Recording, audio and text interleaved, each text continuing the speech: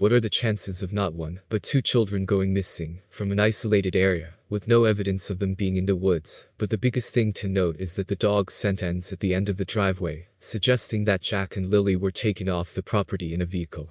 A family member related to Malaya, called Durwood, has been speaking out, and the more I think about it, the more this theory of his could make sense.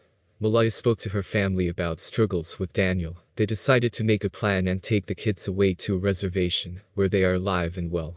I think it got bigger than they ever thought it would, and now they sit with a problem. Daniel said that Malaya wanted 3 things from him, but didn't care about any other belongings of hers or the kids. She wanted their birth certificates, and their school photos, as well as stuffed animals. I couldn't wrap my head around why she wanted these specific items, until someone commented on my video yesterday, and I started digging a little bit. The comment reads, "This would be a logical explanation.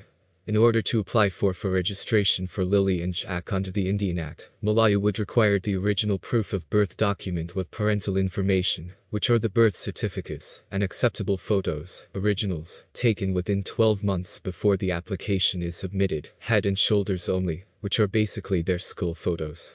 The applicant will receive a decision letter within 6 months.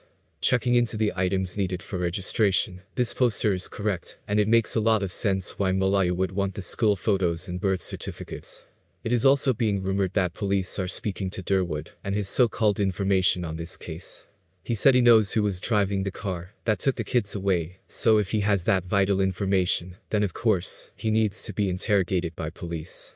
This theory could explain a lot that we can't understand in this case, like why the scent ended at the end of the driveway, why Malaya didn't search or plead for the safe return of her children.